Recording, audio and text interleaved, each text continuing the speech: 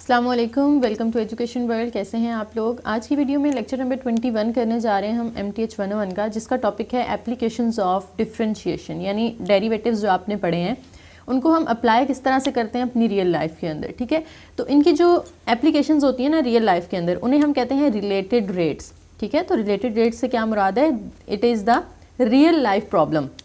कोई भी real life problem होगी तो उसको हम रिलेटेड रेट कहते हैं। जैसे कि एग्जांपल के तौर पे मैंने यहाँ पे लिख दिया कि आप एक सैटेलाइट है, वो अगर हमारी अर्थ के अराउंड घूम रहा है, ठीक है, ऑर्बिट में मूव कर रहा है, तो उसका ऑल्टीट्यूड जो है वो चेंज होता रहेगा जैसे जैसे टाइम गुजर रहा है, या ग्रेविटी के हिसाब से कि वो ज़मीन से कितना दूर है, कितना करीब है, उस हिसाब से अगर उसका ऑल्टीट्यूड चेंज हो रहा है तो देखिए ना, ऑल्टीट्यूड डिपेंड कर रहा है टाइम पे। ठीक है, तो ये इसमें हम डेरिवेटिव्स यूज़ करते हैं ऐसे प्रॉब्लम्स को सॉल्व करने के लिए। जैसे देखिए, अब सबसे पहले हमारे पास एक एग्जाम्पल है। Assume that oil spilled from a ruptured tanker spread in a circular pattern whose radius increases at a constant rate of 2 feet per second। यानी एक ऑयल टैंकर है जो कि ओशन में या समंदर में है। अब वहाँ पे क्या हो रहा है कि लीक हो जाता है वो, ठीक है, उसके अंदर से ऑयल जो है वो गिरना शुरू हो जाएगा। तो आप देखेंगे जब ऑयल गिरेगा तो वो सर्कुलर फॉर्म में वेव्स वहाँ पे बनेंगी ना पानी के अंदर, सर्कल की फॉर्म में। तो वो कहते हैं पहले वो सर्कल छोटे होते हैं, फिर आहिस्ता आहिस्ता वो सर्कल जो है वो बड़े होते जाएंगे। और कितने बड़े होंगे, 2 फीट पर सेकेंड, यानी 1 सेकेंड के अंदर जो सर्कल है वो 2 फीट इंक्रीज कर जाएगा। How fast the area of spill increases when the radius of the spill is 60 feet. वो जो सर्कल होगा उसका एरिया जो है वो किस तरह से इंक्रीज करेगा अगर रेडियस जो है वो 60 फीट हो। तो अब देखें, हमने बेसिकली यहाँ पे फाइंड क्या करना है, हमने फाइंड करना है how fast the area increases, यानी एरिया चेंज हो रहा है। तो एरिया चेंज हो रहा है, इसका मतलब है कि आपने एरिया को डिफ्रेंशिएट करना है विद रिस्पेक्ट टू टाइम। ठीक है, विद रिस्पेक्ट टू टाइम, क्योंकि टाइम के हिसाब से, हाउ फास्ट का मतलब यही है ना कि टाइम के हिसाब से एरिया किस तरह से चेंज होगा। तो बेसिकली आपने यहाँ पे dA/dt फाइंड करना है।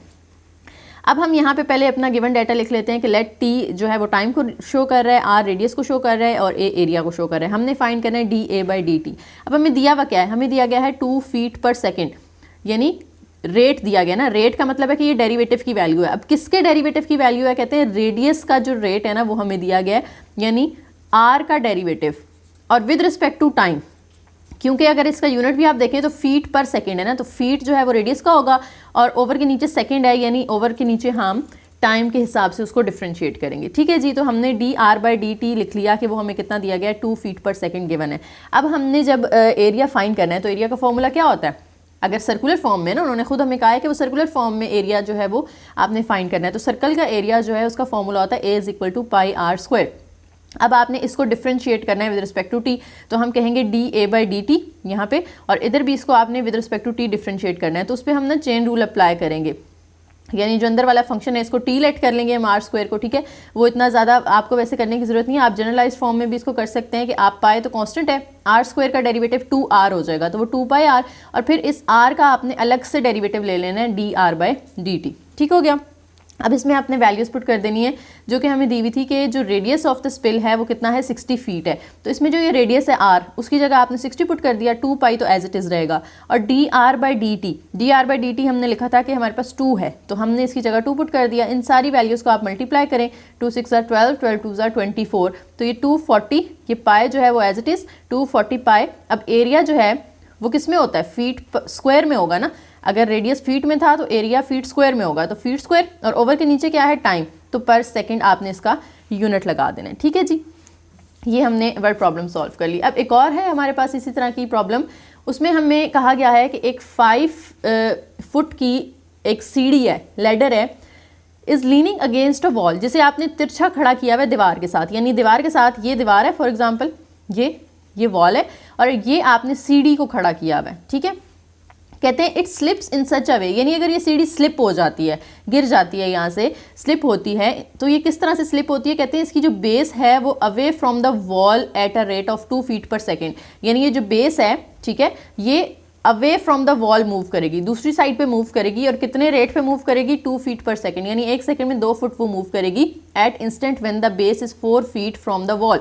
जबकि ये जो बेस है ये वॉल से, इसकी जो बेस है लेडर की बेस, वो वॉल से कितनी दूर है, 4 फीट, 4 फीट दूर है। ठीक है, उसके बाद कहते हैं how fast is the top of the ladder moving down the wall, यानी ये तो उन्होंने हमें खुद बता दिया ना कि ये कितने रेट पे मूव कर रही है, यहाँ से अगर ये इस तरह से जाती है तो वो 2 फीट पर सेकंड के हिसाब से मूव करेगी। तो ये ऊपर वाला भी तो हिस्सा नीचे आएगा ना, यूं है लैडर, उसने गिरना है तो यूं आना है ना, तो ये जो ऊपर से नीचे की तरफ आएगी उसका रेट हमने फाइंड करना है। ठीक है, तो हमने बेसिकली हाइट को y कह दिया, जो बेस थी उसको हमने x कह दिया, और जो ये लैडर है उसकी हाइट हमने लिख ली 5 फीट। ये चीज़ें हमें दी हुई थी।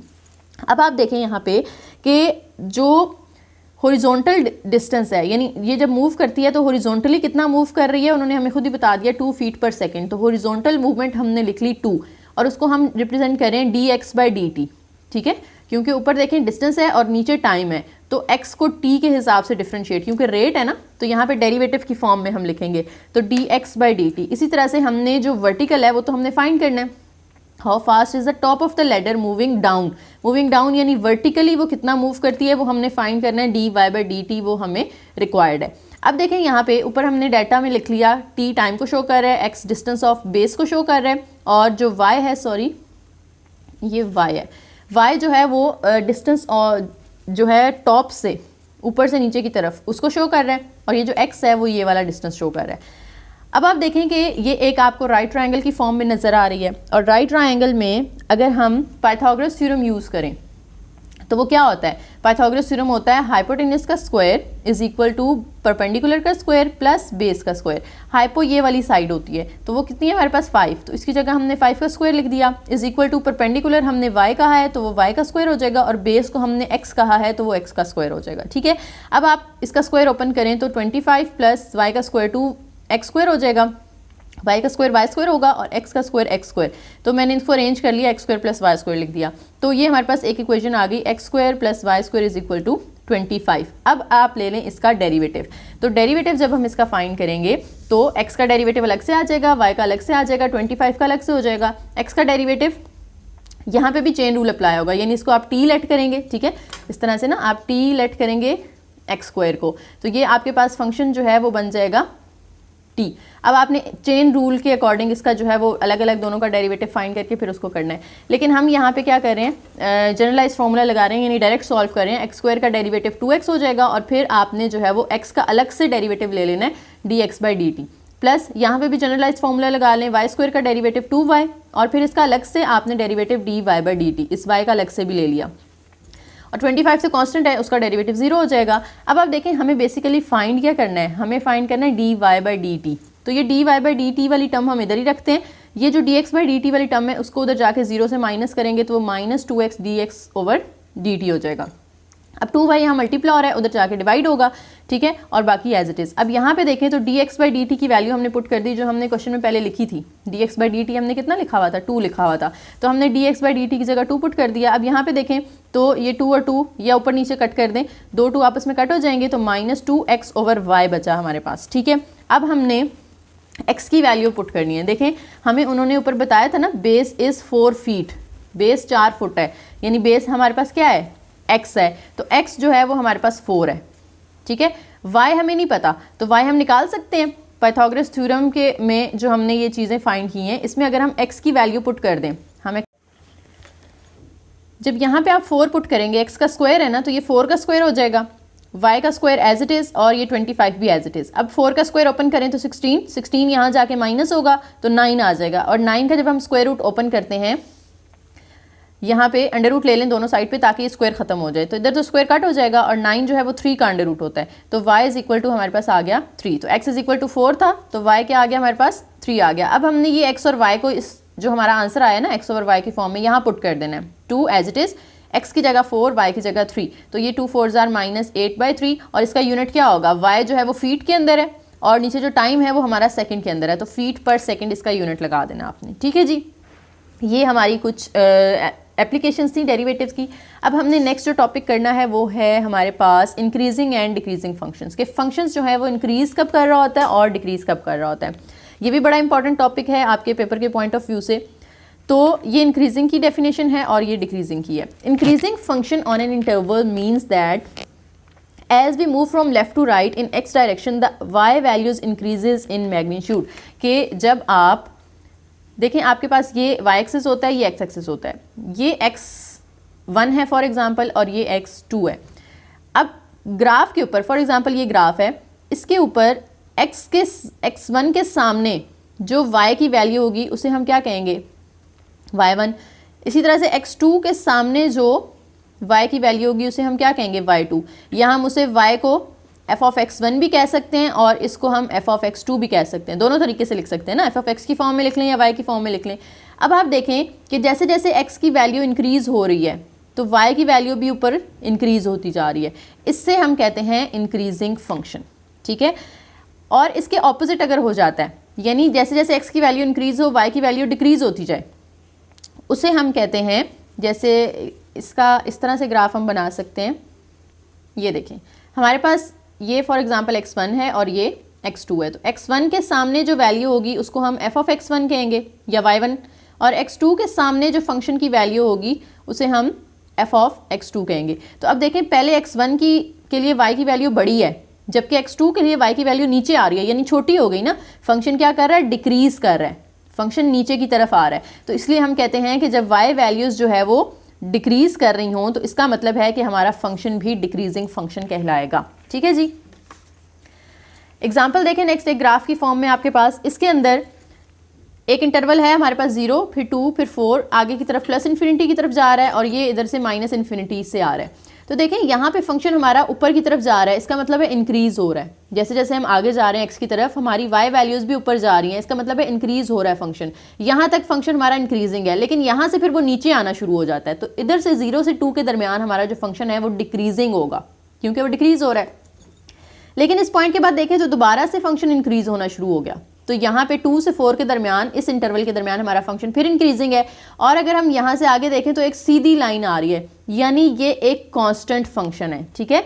अगर हमारा फंक्शन जो है y की वैल्यूज चेंज नहीं कर रहा, देखें x के अलॉन्ग तो वो आगे जा रहा है, लेकिन y के अलॉन्ग ना ऊपर जा रहा है ना नीचे, तो हम कह सकते हैं कि ये हमारा कांस्टेंट फंक्शन है। अब इन तीनों की प्रॉपर फॉर्मल डेफिनेशन आ जाती है हमारे पास, इंक्रीजिंग की भी, डिक्रीजिंग की भी और कांस्टेंट की भी। Let f be defined on an interval and let x1 and x2 denote the points in that interval। यानी आपके पास एक इंटरवल है जिसके अंदर 2 पॉइंट्स x1 और x2 हैं और उनके साथ हमारे आंसर्स भी आ रहे हैं f ऑफ x1 और f ऑफ x2 की फॉर्म में। तो f जो है वो इंक्रीजिंग कब कहलाएगा, अगर f of x1 is less than f of x2 whenever x1 is less than x2।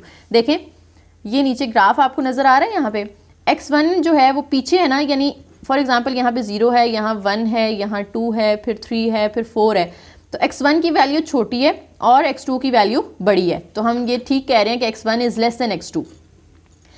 तो x1 के सामने जो y की वैल्यू है f ऑफ x1 और x2 के सामने जो y की वैल्यू है f ऑफ x2, तो देखें यहाँ पे भी मैं अगर आपको लिख के दिखाऊँ 1 2 3, यहाँ पे आ जाए 4, फिर यहाँ पे आ जाए 5 और यहाँ पे 6, तो देखें f ऑफ x1 की वैल्यू भी छोटी है क्योंकि नीचे आ रही है और f ऑफ x2 की वैल्यू बड़ी है क्योंकि ऊपर आ रही है। तो अगर x1 x2 से छोटा है तो f ऑफ x1 भी f ऑफ x2 से छोटा है। तो इसे हम इस तरह से लिखेंगे कि x1 is less than x2 और f of x1 is less than f of x2, तो फंक्शन इंक्रीजिंग होगा। लेकिन अगर x1 is less than x2, sorry यहाँ पे लेस देन कर लें इसको, अगर x1 की वैल्यू x2 से छोटी है लेकिन f ऑफ x1 की वैल्यू f ऑफ x2 से बड़ी हो जाती है, जैसे इस ग्राफ में आप देखें x1 पीछे आ रहा है और x2 आगे है, यानी x1 छोटा और x2 बड़ा है, लेकिन x1 के सामने जो वैल्यू है वो ऊपर है और जो x2 के सामने वैल्यू वो नीचे है, यानी ये बड़ी वैल्यू है, x1 वाली वैल्यू बड़ी है, f ऑफ x1 ग्रेटर है f ऑफ x2 से, तो ऐसे फंक्शन को हम कहते हैं डिक्रीजिंग फंक्शन, ठीक है।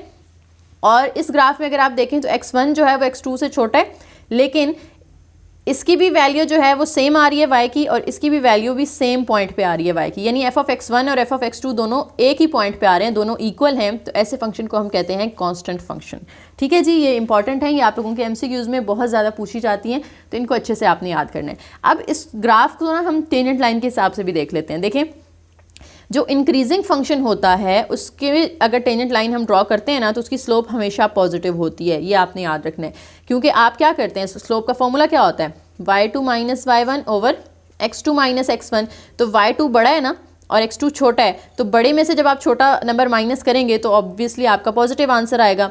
लेकिन यहाँ पे अगर फंक्शन डिक्रीजिंग है तो अब y2 माइनस y1 करेंगे तो अब देखें y2 छोटा है ठीक है, और y1 बड़ा है तो छोटी में से जब बड़ी वैल्यू माइनस होती है, जैसे छोटी में से बड़ी वैल्यू माइनस करें तो हमारा नेगेटिव आंसर आता है, इसलिए जो टेंजेंट लाइन की स्लोप होगी वो क्या होगी, हमेशा नेगेटिव होगी फॉर डिक्रीजिंग फंक्शन।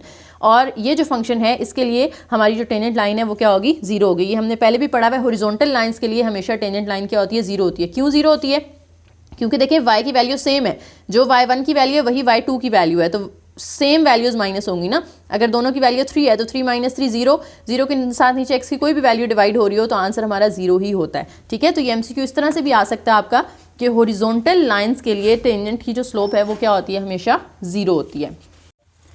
नेक्स्ट हमारे पास एक और थ्योरम है डेरिवेटिव से रिलेटेड कि अगर आपके पास एक फंक्शन है f और वो कॉन्टिन्यूस है on a closed interval a b and differentiable है on an open interval a b, तो उसका अगर डेरिवेटिव आप निकालते हैं और अगर डेरिवेटिव पॉजिटिव आता है, पॉजिटिव का मतलब है ग्रेटर देन 0 आता है, तो फंक्शन इंक्रीजिंग होगा।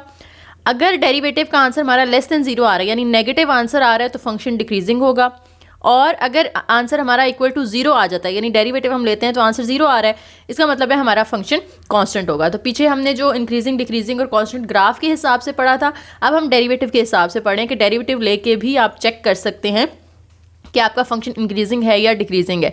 जैसे नीचे आपको एग्जांपल दी गई है कि find intervals on which function is decreasing और इंक्रीजिंग। आपने बताना है कि फंक्शन इंक्रीजिंग कहाँ पे है और डिक्रीजिंग कहाँ पे है, वो इंटरवल्स बताने हैं आपने। तो हमने ऊपर क्या देखा, हमने डेरिवेटिव निकालना है ना, तो हमने सिंपल क्या करना है, इस फंक्शन का डेरिवेटिव फाइंड कर लेना। तो वो अगर पॉजिटिव नेगेटिव आएगा तो उस हिसाब से हम बता देंगे कि फंक्शन डिक्रीजिंग है या इंक्रीजिंग है। देखें अब हमारे पास f ऑफ x है जो कि इक्वल है x² - 4x + 3। जब आप इसका डेरिवेटिव लेंगे तो x² का derivative 2x, 4 as it is, और x का डेरिवेटिव 1 हो जाएगा और 3 कांस्टेंट है तो उसका डेरिवेटिव 0 हो जाएगा, तो 2x - 4 हमारे पास डेरिवेटिव आ गया। अब हमने जो है एक लिमिट मतलब सेट करनी है कि एक वो पॉइंट फाइंड करना है जिस पॉइंट से एक साइड पे फंक्शन डिक्रीजिंग हो और दूसरे साइड पे इंक्रीजिंग हो। बेसिकली हमने फाइंड करना है इंटरवल, ठीक है, वो इंटरवल फाइंड करना है। तो इंटरवल के लिए हमें ना यहाँ से x की वैल्यू निकालनी पड़ेगी। x की वैल्यू निकालने के लिए हम डेरिवेटिव को पुट करते हैं इक्वल टू 0। अगर हम डेरिवेटिव को इक्वल टू 0 पुट कर रहे हैं तो ये जो डेरिवेटिव की वैल्यू है उसको भी हम इक्वल टू 0 रखेंगे ना, यानी इस f डैश की जगह आपने 2x - 4 पुट कर देना है। ये अब यहाँ से 4 दूसरी साइड पे जाके प्लस हो जाएगा और 2 यहाँ पे मल्टीप्लाई हो रहा है, उधर जाके डिवाइड होगा, तो x की वैल्यू हमारे पास क्या आ गई, 2 आ गई। यानी 2 ऐसा पॉइंट है जहाँ से एक साइड पे फंक्शन इंक्रीजिंग होगा और दूसरी साइड पे फंक्शन डिक्रीजिंग होगा। यानी ये नंबर लाइन है फॉर एग्जाम्पल, और यहाँ पे हमारे पास ओरिजिन होता है ना 0, यहाँ 1 है और यहाँ 2 है।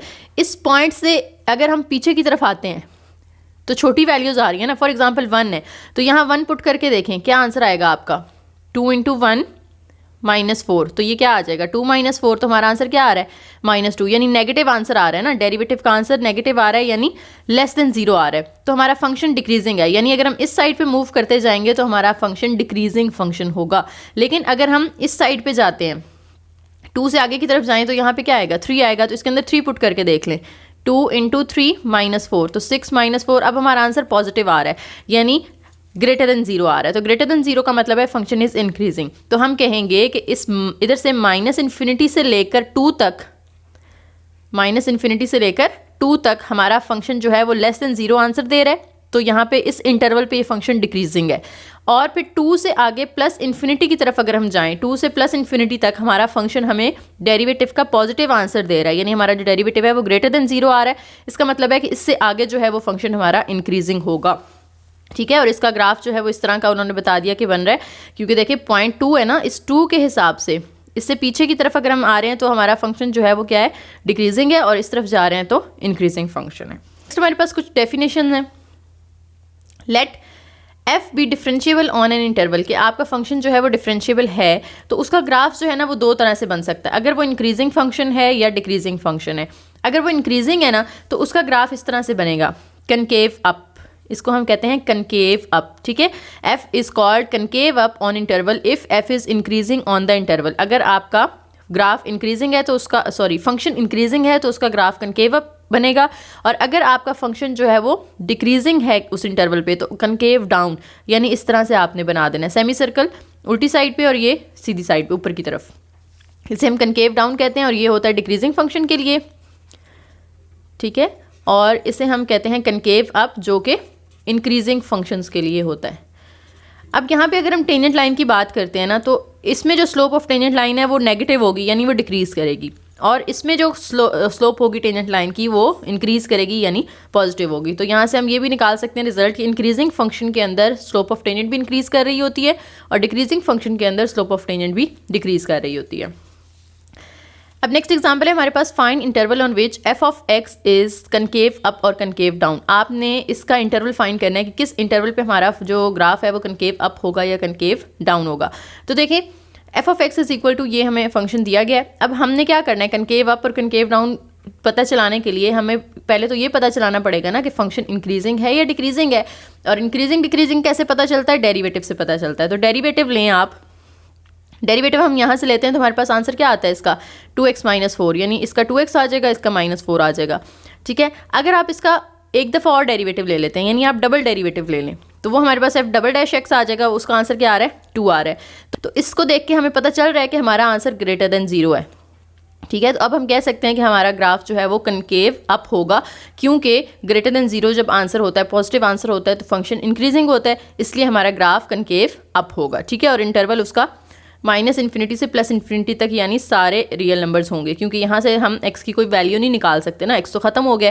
जैसे हमने पिछले क्वेश्चन में किया था, x की वैल्यू निकाल ली थी, तो यहाँ पे हम x की वैल्यू नहीं निकाल सकते, इसको 0 पुट करके हम x की वैल्यू निकाल नहीं सकते। इसलिए यहाँ पे हम कहते हैं कि ओवरऑल पूरी जो डोमेन है उसके अंदर कनकेव अप होगा। एंड पे हमारे पास है जी, अभी जो हमने पीछे क्वेश्चन के अंदर किया है ना कि आपका जो ग्राफ है वो कनकेव अप होता है या कनकेव डाउन, डबल डेरिवेटिव के लिए। ठीक है, तो वो उन्होंने यहाँ पे समराइज़ करके बता दिया हमें कि अगर डबल डेरिवेटिव का आंसर 0 से बड़ा आए तो फंक्शन जो ग्राफ होगा वो कनकेव अप होगा, और अगर डबल डेरिवेटिव का आंसर लेस देन 0 आता है तो ग्राफ कनकेव डाउन होगा। जैसे यहाँ पे भी हमने देखा ना कि हमारा आंसर ग्रेटर देन 0 आया था, इसका मतलब है कि हमारा कनकेव अप ग्राफ बनेगा। इसी तरह से यहाँ पे भी अगर ग्रेटर देन 0 आंसर है तो कनकेव अप, और अगर लेस देन 0 है तो कनकेव डाउन।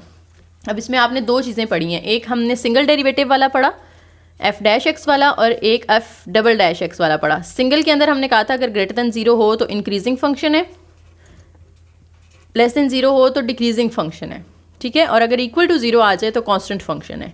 और डबल डेरिवेटिव में हमने पढ़ा कि अगर ग्रेटर देन 0 हो तो कनकेव अप होगा